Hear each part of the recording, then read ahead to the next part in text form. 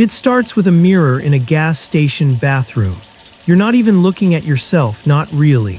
You're washing your hands, staring at the faucet, thinking about whether you left the stove on or whether that's just the thing your brain does when you leave the house. The water's too cold, the paper towel dispenser is empty. You grab 3 squares of toilet paper to dry your hands and you glance up, and you're standing straight. You notice it the way you notice something in your peripheral vision, not directly, not with full attention, just the edge of a thought. I look taller. And then you pull open the door and the thought dissolves into the parking lot and the cold and the question of whether you need to stop for gas now or can stretch it another 40 miles. You don't think about it again for 11 days. The second time is your bathroom at home. Morning, the light is bad and you know the light is bad and you've been meaning to change the bulb for 6 weeks. You're brushing your teeth. You're looking at your hand at the toothbrush, thinking about the email you need to send before 9 o'clock and whether your tone in the draft sounds defensive or appropriately firm. You spit, you rinse, you look up. Your shoulders are back, not dramatically. Not like a soldier, not like someone who was told to stand up straight by a parent in a restaurant 20 years ago and performed it stiffly for 30 seconds before collapsing back into themselves. Just naturally back, settled. Like a person who has never once hunched over a screen for 11 hours and then carried the shape of that into the rest of their life. You roll your own shoulders back to match it. There's a half-second delay you don't register consciously, but somewhere underneath the morning routine, something logs it, something keeps the receipt. You've always been a little skeptical of yourself in mirrors. Not in the way that signals a problem, nothing clinical, nothing you'd mention to anyone. Just the ordinary human suspicion that mirrors are liars. That the image you see in a photograph versus the image you see reversed in glass are 2 different people, and neither of them is quite accurate, and the real you exists somewhere in between in the way other people perceive you, in the version of yourself you are when no one is watching. That thought will become important later. Hold it. The third time you're trying to catch it. You've set it up like a test you're pretending isn't a test. You walk past your bedroom mirror casually, or what you believe passes for casual, and you glance, fast, the way you'd look at someone you're trying not to look at. Your reflection is mid-movement. This is the part that would be easy to explain away if you let yourself. Because of course your reflection is mid-movement, you were mid-movement. You were walking past. Reflections don't hold still when you're moving. That's not how mirrors work. That's not something that requires documentation or the low-grade tightening in your chest that you're currently experiencing. But the movement was wrong, not dramatically wrong, not horror film wrong, not something you could describe to someone without them looking at you with the particular patience people reserve for the anxious and the sleep-deprived. Just the angle of your arm, the way your head was turning, it was you. It was obviously you. It was your clothes and your hair and the specific way you look in the late afternoon light of your bedroom. But you were turning toward the mirror. And your reflection was turning away. You tell yourself it was the light. You tell yourself it was the angle. You tell yourself you weren't paying close enough attention, and the human brain is a pattern-finding machine that will connect dots that don't exist, that will construct narratives from coincidence, that will protect you from randomness by giving randomness a face and a meaning and a direction. You believe all of this. You also start keeping the bathroom door open when you shower so the mirror doesn't fog. You don't examine why. Here is what you know about mirrors that you've never had to use before now. A mirror doesn't show you yourself, it shows you yourself reversed. The you in the mirror raises their right hand when you raise your left. They part their hair on the opposite side. They are a copy with one fundamental inversion built in, and you have spent your entire life treating this reversed copy as a reliable representation of what you look like, even though it is technically the version of you that no one else ever sees. Everyone else sees the unreversed you, the real orientation you, the you in photographs. The you in the mirror is a version only you have access to. You've started wondering if that matters, if something can grow in a space that only one person ever visits. The fourth time you have your phone out, you're not proud of this. It feels like the behavior of someone who has lost a small but important piece of their grip, and you are generally a person who considers themselves to have a reliable grip.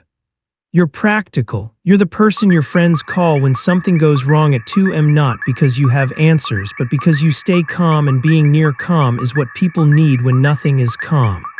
You hold your phone up, camera facing the mirror, you're recording, you stand naturally. Or what you think is naturally, though you're aware that being watched, even by a lens, even by yourself, changes the way you hold your body. You know this, Schrödinger's posture. The observed self is not the same as the unobserved self. You watch the recording back. Your posture in the reflection is fine, normal. The same sloped familiarity you've carried since your mid-20s when the desk job started shaping you around itself. You watch it again. You watch it a third time, slowed down, your thumb dragging the progress bar backward and forward across a 3-second window, looking for the thing you're not sure you're looking for. You don't find it. You sit on the edge of your bed and feel two contradictory things at once.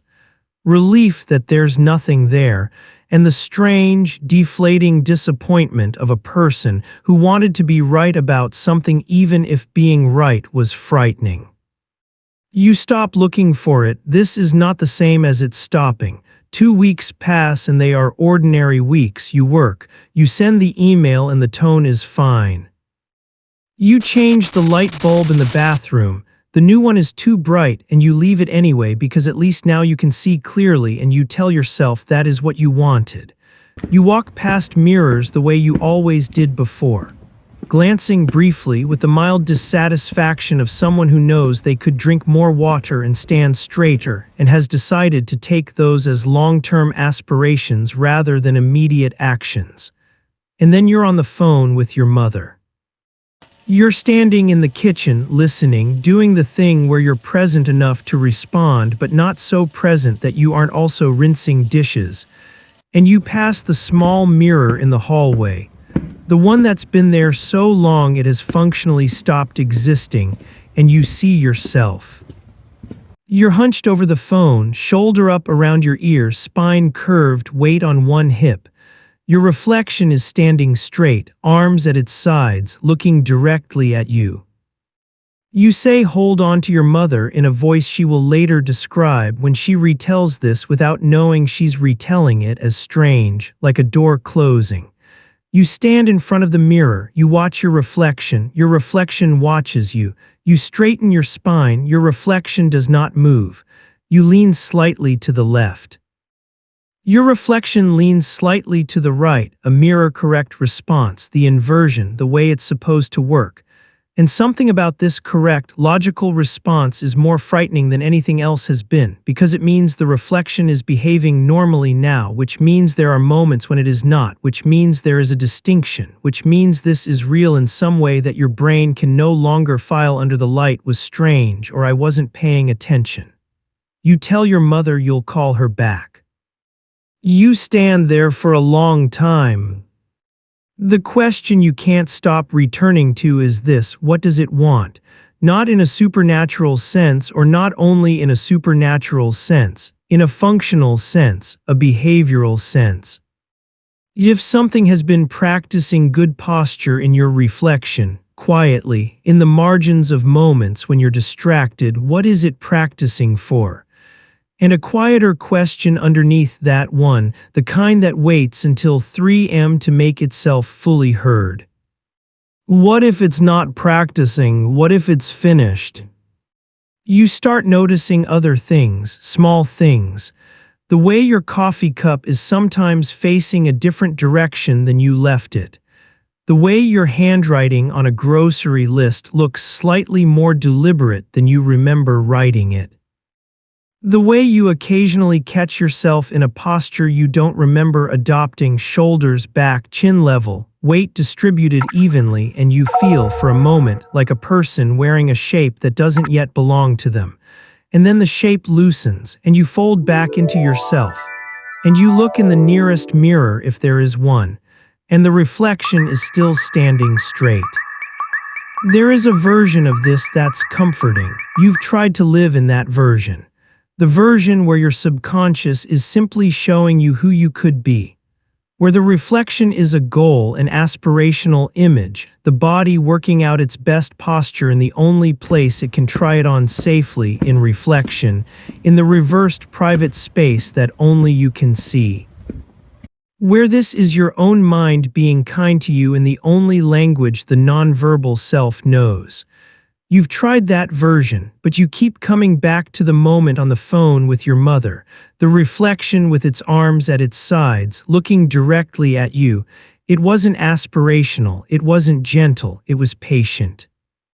You've started paying attention. This is the part you can't undo.